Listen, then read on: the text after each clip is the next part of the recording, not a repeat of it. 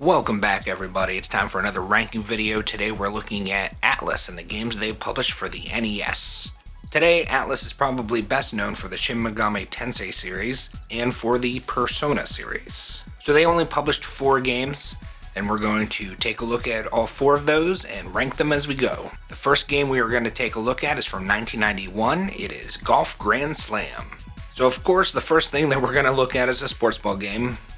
How these things go. Now I will say, out of all of the different kinds of sports games, golf is probably one of my favorites. I've always had more fun with golf games. I've always understood them a little bit better.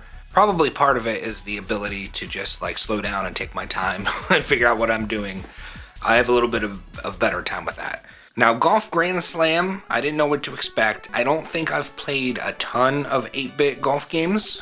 And at first I was a little concerned when I started playing because I was having kind of a rough time. This is a very in-depth game of golf. Like, you can choose like how you hold your club. There's wind you have to worry about. There's all these different variables, and I really don't know that much about golf. So when I first started playing this, I was a little concerned I wasn't doing great. But there are practice modes in this, and this made this game like 1,000 times better for me because I was able to go into these practice modes, go through these holes, and change different things for each hole until I could figure out what changing the different variables, what effect that had on my shots. And it was really nice because I was able to go through all of the holes through practice mode, figure out, kind of how the game worked. I still don't understand what everything does or how it affects the gameplay, but I was able to more consistently get the ball into the hole, which is what is important, right? So, yeah, that practice mode really made this game worthwhile for me. I had actually a lot of fun with it. I played this a lot more than I thought I would. I like the music that's in it. It's just kind of repetitive. It just keeps repeating over and over and over again, but it is good for a golf game, I guess. This is one that I think would be great to just turn off the sound, crank up some of your favorite music, and just lean back and play some golf. I played this, I can't stress it, way longer than I expected to over the last few weeks. I played this a lot.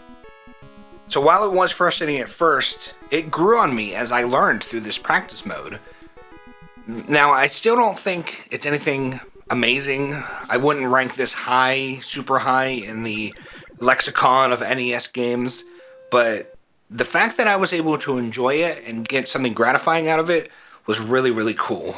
I'm excited to see how this ends up comparing against the other NES golf games, which I understand, I believe there are several, many of them. So I'm excited as I go through all of these different publishers and play all these different games to see how this actually stacks up against this one. So as for ranking, I never expected to give this anything above a C, but after playing it, it's kind of reignited my love for golf games. I used to play Tiger Woods for the Xbox with my friend a lot back in the day, and I think I'm going to start playing golf games again. I really enjoyed this. It's nothing terrific. It's nothing, like, I don't think groundbreaking, really. It is very in-depth, and I don't know that all golf games on the NES are this in-depth. But, again, it's something that I found a lot to like about. So when all is said and done, I'm going to go ahead and rank Golf Grand Slam a B.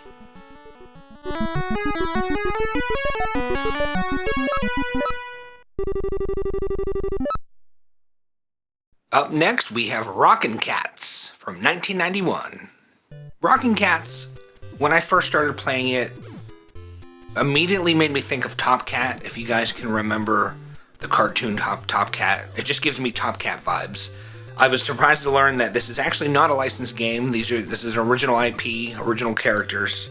It has kind of like a 20s, 30s, like gangster music theme. Everyone's like in old style suits and like zoot suits and big shoulders and hats and old timey guns. Really like the aesthetic and theme of this game. Not to mention that it has cats, so that automatically made it even better in my eyes because, as you can see here, I'm pretty obsessed with cats. I just find Rockin' Cats incredibly charming. I like the cut of his jib. I like the way that it moves. It has some interesting and fun mechanics. You have like this little gun that shoots out a fist, and you can grab onto things and you can spin around. And if you hold out your fist, you can catch things that are falling. You can punch the ground to jump up to reach higher platforms. Now, I do think all of those mechanics are cool, but it is also very frustrating, like the swinging in order to try to time your jump to land where you want to land. I had a really hard time doing that. That was really hard for me to time.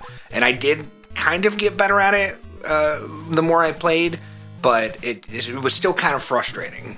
Another cool thing is that you can get different like attachments for your gun. So you have one that's like a rock attachment and it makes it stronger, but you can't grab things when you have that on. You have one that shoots like a little bomb out when you punch, and then there's one where you shoot 2 balls out like a projectile when you use your fist thing. When you start the game, you're able to choose from the first 4 levels. They're presented on a TV as 4 different channels. Something that's kind of interesting that I thought was kind of cute is that like when you beat one channel and you beat the boss, every time you beat one of those things, you save the girl. Like it's the end of that story. And each of the channels are themed, so you have like a Western theme and like a Funhouse theme. I didn't think the music was anything great, but I'm very happy to have discovered this. I've been playing this a lot over the last few weeks. I like this game a lot. This is one of the best games I've played for the NES, or at least discovered for the NES in a long time. I really like Rockin' Cats. I don't think it's like at the very upper echelon of NES games, but there's a lot to like here. And gosh, I would really like to own this game one day. It is a lot of fun. If you like cats, if you like platformers, if you like media influenced by like 20s, 30s era gangsters, there's a lot to like here, and I definitely recommend you check it out. With all that said, I'm going to rate Rockin' Cats in A. Very cool game. Check it out.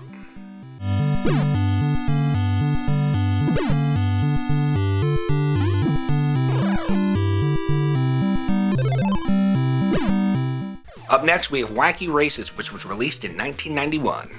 Wacky Races is based on the old cartoon that I used to have on VHS and I watched all the time. Dastardly and Muttley was always on my TV. Big fan of the cartoon. Did not know that there was an NES game based on Wacky Races. When I found out and I loaded it up, I was surprised to see it's not a racing game. It is a platformer where you play as Muttley. And I love Muttley, so that was automatically just good thing.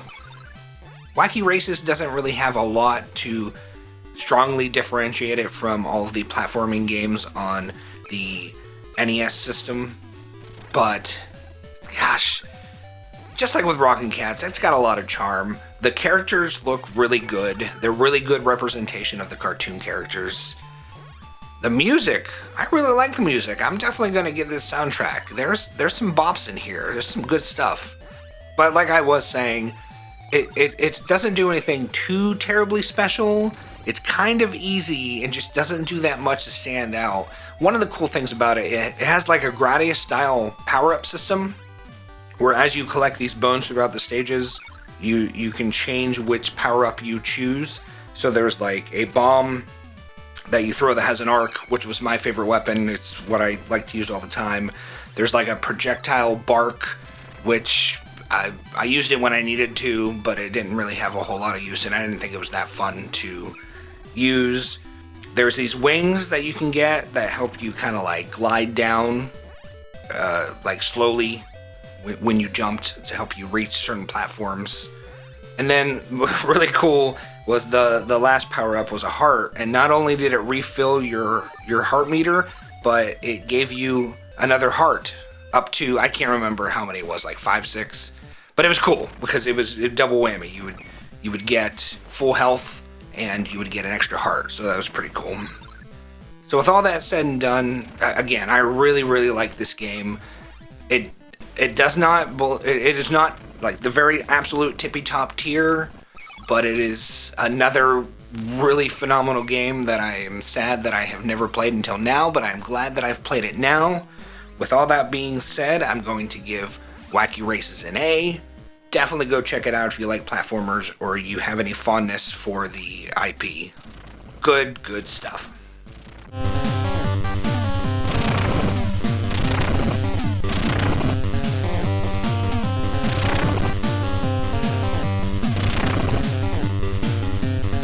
Up next, we have Widget, which was released in 1992. So they've been doing really awesome thus far. Can they keep it up for an all-4 whammy? No, absolutely not. Widget was a big letdown. I am not familiar with this character at all. It's funny because when I first played Rockin' Cats, I thought Rockin' Cats was a licensed property I'd never heard of. But when I started playing Widget, I thought that this was something created for the game. And nope, this is a licensed property. This is apparently based on an early 90s environmental cartoon that I guess was kind of in the same vein as like Captain Planet, that kind of thing where they like lecture you and tell you how to be good to the planet. I'd never heard of it. As a matter of fact, I should go back and check it out to see if it's as bad as this game. So, just immediately starting out, the graphics don't look very good. Widget moves really slowly. The controls just aren't fun. Like, it's just not fun to control. And you have this little wimpy pea shooter that just doesn't feel good to use. And then almost immediately you have these enemies that take like 1 billion hits to kill. The biggest problem I had with this game was the combination of knockback and respawning enemies. It just creates such a frustrating experience. I kept playing this over and over and over again, and it just never got any better. I would get further, but I was never really having that much fun. It's the definition of an exercise in frustration. I really wanted to like this, especially since, I played these games in alphabetical order when I was researching, and I really thought this was going to be a banger. Like, it starts up with this cutscene, and you're introduced to this universe with Widget. And as soon as I started, I just knew, man, I am in for a bad time. Just a bad time. And it was even worse than I had imagined.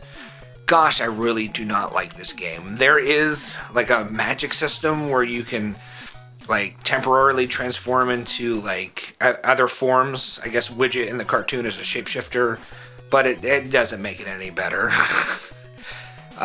No matter how much I tried, I wasn't a big fan of this game. I'm not gonna give it an F because I know there are far worse games still than this on the NES, and it was playable. There was just nothing that compelled me to keep wanting to try because I might hurt somebody if I did. So with all that said and done, I'm going to give Widget a D. I do not recommend it, but let me know if you remember watching this cartoon, if it's any good. Is it something I should check out? Because I am curious.